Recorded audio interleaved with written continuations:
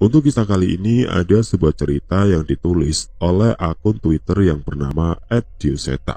Sebelum kita masuk ke ceritanya, teman-teman tekan dulu tombol like video ini dan jangan lupa tekan juga tombol subscribe channel ini dan nyalakan juga lonceng notifikasinya agar tidak ketinggalan cerita-cerita baru dari channel ini.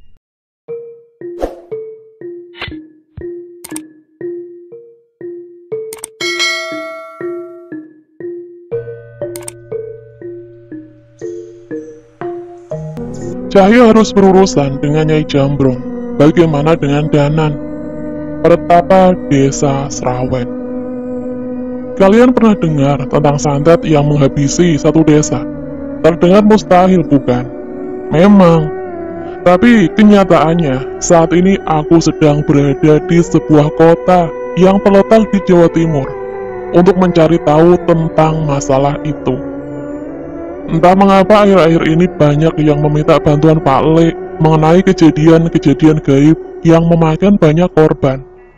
Bahkan saat ini pun, Cahyo pun sedang diminta tolong oleh Pak Le untuk membantu sekeluarga yang tinggal di dalam hutan. Pak Karyo, salah satu teman lama Pak Le, meminta pertolongan untuk mengecek mengenai kejadian di Kampung Srawen yang berada di sebelah kampungnya. Saat ini aku sudah tiba di rumah Pak Karyo dan sedang menunggu kedatangannya yang sedang menjemput seseorang dari desa tersebut. Sebuah mobil angkutan umum berhenti di depan rumah. Terlihat Pak Karyo turun dari sana bersama seorang pemuda yang terlihat cukup lusuh. Wah, Mas Danan sudah datang toh. Ditunggu sebentar ya, kami bersih-bersih dulu sambil saya siapin minuman, ujar Pak Karyo yang buru-buru menghampiriku. Iya Pak, aku mengangguk mengiyakan. Namun perhatianku tertuju pada luka di lengan pria yang datang bersama Pak Karyo. Luka itu terlihat tidak wajar. Pak Karyo mengantarkan orang tersebut untuk membersihkan diri dan segera keluar kembali ke teras dengan membawa beberapa gelas teh hangat dan makanan kecil.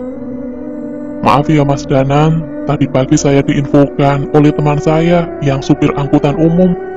Katanya ada orang yang datang ke desa Srawen, dan ternyata benar, tapi kami nemuin dia tertidur di tengah-tengah desa.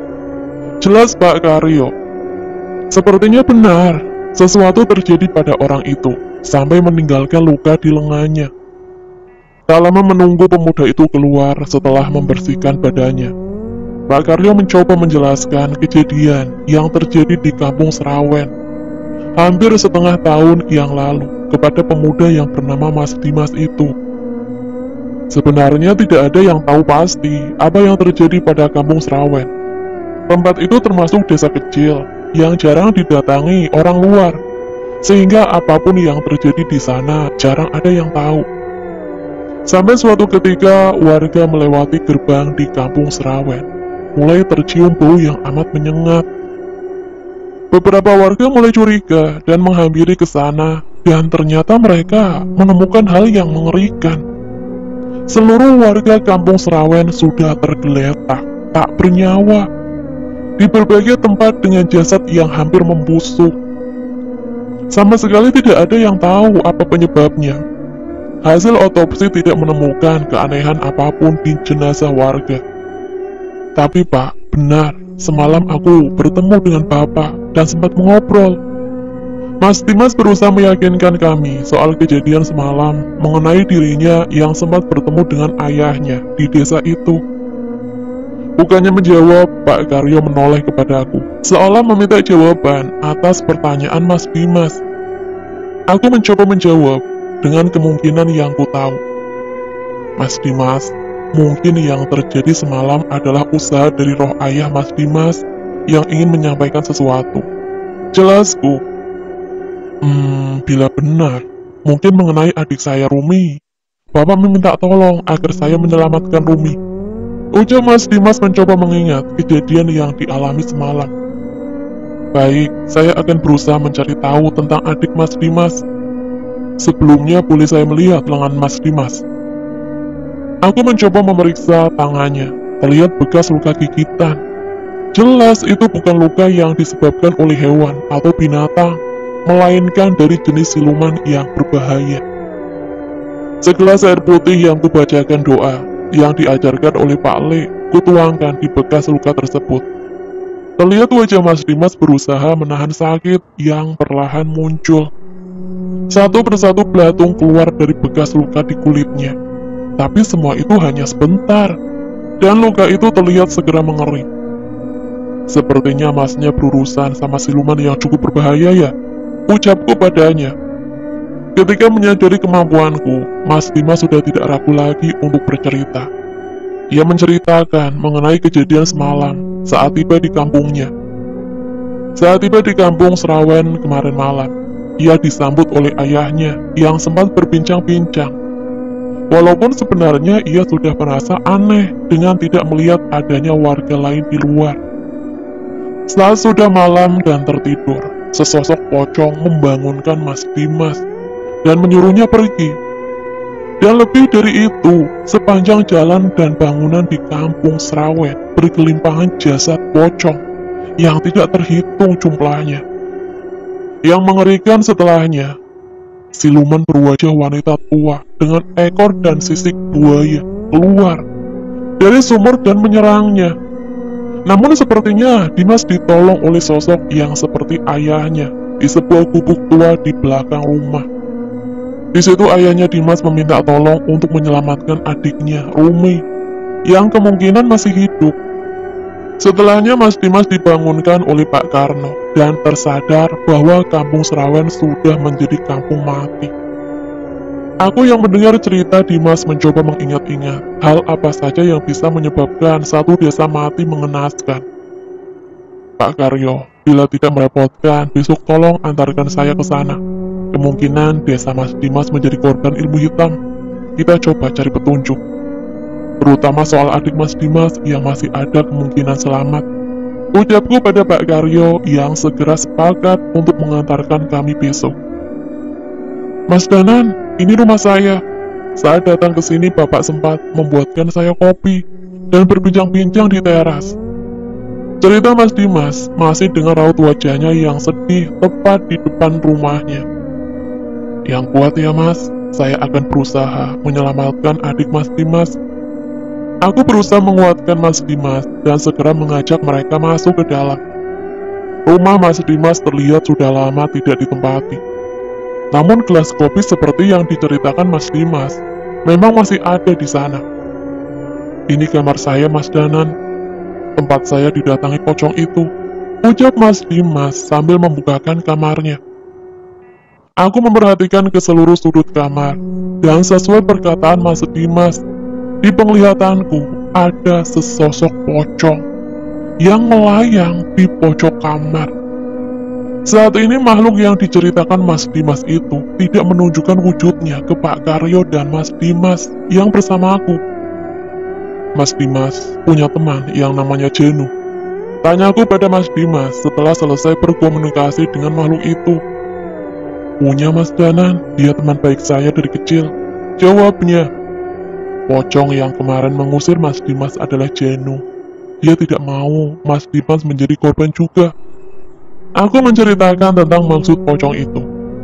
Mendengar itu wajah sedih Mas Dimas makin jelas terlihat. Ternyata walau sudah tidak satu alam, orang-orang di desa itu tetap menjaga dirinya. Pak Karyo yang menguburkan jasad warga di sini siapa? Tanyaku pada Pak Karyo. Saya menguburkan beberapa jasad, termasuk orang tua Mas Dimas. Sisanya dikuburkan oleh beberapa orang relawan yang bekerja sebagai seniman jalanan di kota. Memangnya kenapa Mas Danan? Pak Karyo penasaran. Kalau Mas Dimas melihat warga desa berwujud pocong, kemungkinan tali pocong warga yang dikuburkan belum dilepas. Yang saya takutkan jika ini adalah kesengajaan. Jelasku pada Pak Karyo. Yang benar Mas, mereka memang relawan yang datang saat melihat kejadian ini. Saya kira karena mereka memang mengharapkan uang imbalan, tidak lebih. Pak Karyo mulai merasa panik. Hanya kemungkinan Pak, mungkin setelah ini kita coba cari orangnya. Dan apabila memang kelalaian, besok kita minta mereka membantu lagi untuk membukakan tali pocong dari jasad yang mereka kuburkan. Sebenarnya bukan hanya itu informasi yang disampaikan oleh hantu teman Mas Dimas itu. Ia juga menceritakan mengenai sesuatu yang ada di sumur desa yang mengakibatkan ini semua terjadi. Suara alunan musik terdengar di tengah hiruk-pikuk lalu lintas di pinggir jalan. Terlihat beberapa pria sedang menari sesuai alunan nada itu dengan sebuah kardus yang berisi recehan berada di depannya. Itu Mas Dimas, kemarin mereka yang membantu menguburkan jasad di kampung Srawen. Cerita Pak Karyo. Kami segera menghampiri mereka untuk menanyakan perihal hal tadi. Menyadari keberadaan Pak Karyo, mereka menghentikan tariannya dan segera menyambut kami.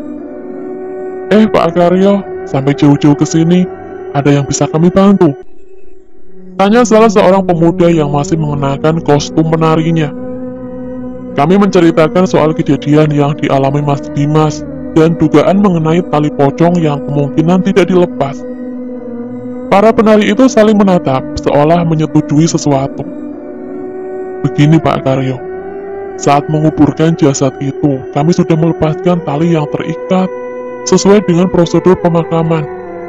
Namun memang kami merasa ada yang aneh, karena ada ikatan lain dari benang berwarna hitam di beberapa jasad.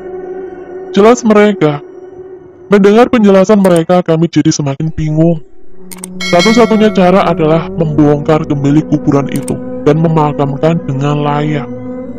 Begini saja Mas, bagaimana kalau besok Mas bantu kita untuk ke kuburan, menunjukkan kuburan mana yang ada keanehan, biar kita kuburkan kembali dengan layak. Aku mencoba meminta tolong kepada mereka. Iya Mas, besok akan kami bantu. Kami ikut bertanggung jawab atas permasalahan ini. Aku yang mendengar jawaban mereka cukup tenang. Sepertinya tidak ada niatan jahat dari orang-orang ini dengan jasad yang mereka kuburkan. Setidaknya masalah mengenai pocong yang bergentayangan di desa sudah mendapat titik terang. Hari sudah mulai malam. Sepulang perjalanan tadi kami beristirahat di rumah Pak Karyo, sekaligus mengisi perut untuk persiapanku nanti malam, untuk mengecek benda yang berada di dalam sumur. Pak Karyo, saya izin kembali ke kampung Srawen ya, biar saya sendiri saja, karena kemungkinan malam ini akan berbahaya. Pamitku pada Pak Karyo. Awalnya Pak Karyo khawatir, namun setelah penjelasan yang cukup panjang, akhirnya Pak Karyo bisa mengerti. Sayangnya, Mas Dimas tetap memaksa untuk ikut. Mas Danan, apa benar adik saya masih hidup? Tanya Mas Dimas saat mulai memasuki desa. Saya belum tahu Mas, tapi mungkin setelah malam ini kita bisa mengetahui sesuatu. Malam semakin larut, kami memasuki sebuah kampung mati yang sangat gelap tanpa penerangan selain dari cahaya bulan. Aku berjalan dengan hati-hati.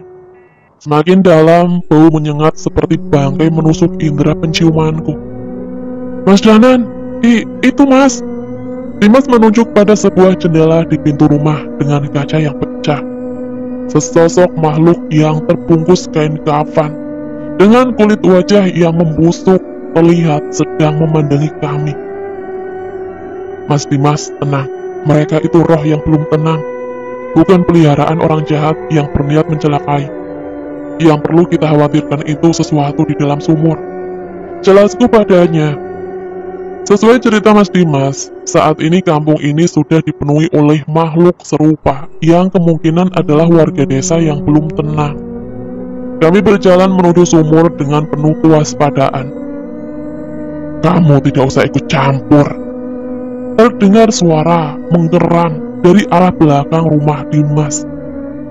Perlahan muncul kepala berwajah wanita tua dengan rambut panjang, bibirnya yang robek, memamerkan lidahnya yang terbelah dua, dengan ekor seperti buaya muncul dari dalam kegelapan.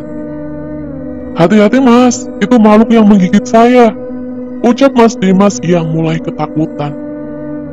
Aku berdiri di depan Dimas, berjaga-jaga untuk menghadapi serangan makhluk itu. Sebuah mantra pelindung kurapalkan untuk melindungi Mas Dimas dan bergegas ke arah makhluk itu.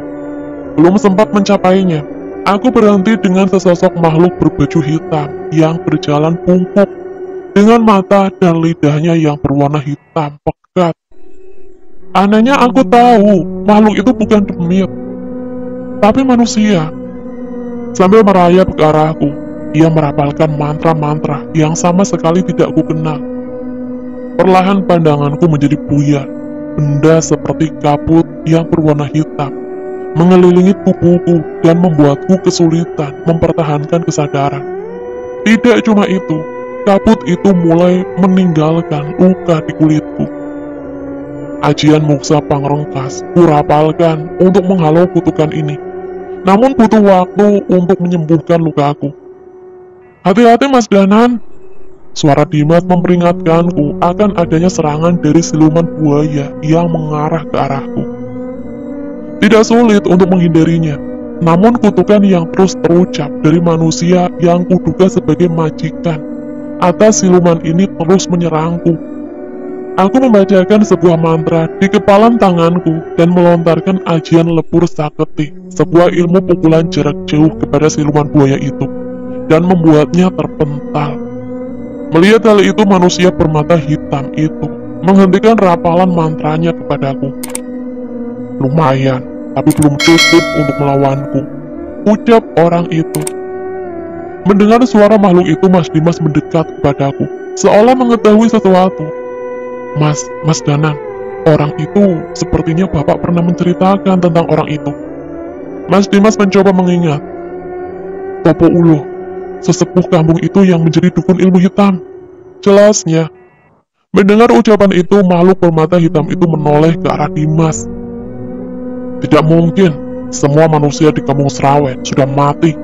Bagaimana caranya kamu bisa masih hidup? Ucap dukun itu. Mendengar pernyataan itu, sekarang kami yakin dialah yang menghabisi warga kampung Srawen. Dukun itu mencoba mendekat, namun mantra pelindung yang kupasang untuk melindungi Dimas berhasil menghantamnya. Ia mencoba membacakan mantra lagi, namun segera kutahan dengan sebuah pukulan yang mengacaukan rapalnya. Rupanya selain menguasai ilmu hitam, dukun ini juga memiliki ilmu bela diri yang tidak lemah. Ketika siluman buaya itu mulai menerjang untuk membantu dukun itu, aku membuat pertahanan untuk menghadapi serangannya. Pertarungan mulai tidak seimbang ketika siluman buaya itu menahanku, dan dukun yang disebut Topo Ulo itu membacakan kutukannya lagi. Sekali lagi kabut hitam mulai merasuki tubuhku hingga menimbulkan luka yang lebih dalam. Beruntung, yang ditugaskan oleh Pak Le adalah aku. Seandainya Cahyo yang kesini, mungkin ia akan kewalahan jika harus menghadapi kutukan sekuat ini. Setelah berhasil menjaga jarak, aku menarik keris Raga Sukma dari sukmaku dan menahan serangan lengan siluman buaya itu hingga terputus. Melihat hal itu, dukun itu juga menarik kerisnya dan menyerangku. Dua buah hantaman keris pusaka saling beradu membuat sebuah guncangan. Beberapa kali serangan kami beradu hingga sebuah tendangan dari dukun itu berhasil membuatku terpental. Ilmuku belum sempurna. Setelah tumbal terakhir diselesaikan, kami akan bertemu lagi di medan perang, ucap dukun itu yang bersiap pergi. Mungkin ia yang tak mau menyia-nyiakan kekuatannya. Sebuah tabir asap hitam menutupi tubuh dukun yang dipanggil dengan nama Topo Ulo itu. Perlahan tubuhnya lenyap bersamaan dengan asap yang menutupinya. Itu adalah ilmu lintas alam yang tidak bisa dikuasai dengan mudah, bahkan oleh orang sehebat Pak Le. Kepergian dukun dan siluman itu membuatku bergegas mencari sesuatu di dalam sumur. Sebenarnya aku udah menduga santet apa yang digunakan untuk menghabisi nyawa seluruh penduduk desa. Dengan tambang yang kami bawa, aku menuruni sumur yang berbau sangat busuk dengan pijakan batu di dindingnya. Terlihat gumpalan kain basah mengambang di dalamnya. Aku segera mengambilnya dan menariknya ke atas. Sesuai dugaanku, setumpuk beberapa bagian tulang belulang dibungkus dalam sebuah kain. Dan aku semakin yakin ketika terlihat tulang ini berwarna merah pekat, hampir menghitam. Mas Dimas, apa mungkin seluruh warga di desa ini memiliki garis keturunan yang sama? Tanyaku pada Mas Dimas. Mungkin Mas, Dulunya seluruh tanah di kampung Serawen milik leluhur saya. Kampung ini terbentuk dari pembagian tanah yang dibagi-bagi ke anak cucunya. Memangnya kenapa, Mas Danan? Jelas Dimas padaku. Santet ini dirapalkan melalui perantara tulang belulang satu orang tumbal, dan hanya menghabisi mereka yang memiliki hubungan darah dengan tumbal itu. Jelasku pada Dimas. Lalu kenapa saya bisa selamat, Mas? Apa karena saya jauh dari desa ini? Tanya Dimas yang semakin bingung. Untuk itu saya juga belum tahu, mungkin juga ada hubungannya dengan adik Mas Dimas yang masih hidup. Kami bersiap untuk kembali ke rumah Pak Karyo, namun entah mengapa sayup-sayup terdengar suara musik gendang. Hampir sama seperti yang dimainkan oleh seniman jalanan tadi siang. Aku menoleh ke arah sekitar, namun tidak menemukan apapun. Saat perjalanan meninggalkan desa, perasaan tidak nyaman muncul. Seolah ada seseorang yang memperhatikanku dari tempat yang jauh. Tidak mungkin tidak ada apa-apa dengan perasaan semengerikan ini. Aku menoleh ke belakang, mencoba memastikan sekali lagi. Samar-samar terlihat jauh di dalam desa, di atas sebuah bangunan yang cukup tinggi, berdiri seorang pria lengkap dengan baju penari. Tapi entah, dari jauh pun terlihat jelas bahwa wajahnya sama sekali bukan wajah manusia. Terlihat 4 buah bola mata terpasang di wajahnya yang tidak dilapisi kulit. Bahkan hidung dan bibir pun tidak terlihat di wajahnya. Di tangannya tergenggam sebuah topeng berwarna hitam yang segera ia kenakan. Alunan musik yang dimainkan membuatnya mulai menari mengikuti irama. Melihat kejadian itu, seluruh pocong yang tersebar di seluruh desa mulai merayap. Melayang bergerak untuk memasuki tubuh makhluk itu. Ini terlalu mengerikan. Kekuatanku sekarang tidak akan sanggup melawannya. Bisa jadi dukun bergelar Topo Ulo itu pergi karena menyadari keberadaan makhluk ini. Aku segera mengajak Dimas bergegas meninggalkan kampung Serawen tanpa berbicara lebih banyak. Sepertinya dia juga sudah menyadari kengerian dari makhluk itu. Dalam perjalanan pulang, samar-samar aku teringat cerita tentang masa kecil Cahyo saat ditolong oleh Pak Le dari kejaran sesosok makhluk yang juga bertopeng hitam. Oke teman-teman, sekian untuk cerita kali ini. Bagaimana menurut kalian tentang kisah ini? Tulis komentar kalian di kolom komentar. Dan bagi teman-teman yang baru bergabung, jangan lupa untuk like, komen, share, serta subscribe channel ini.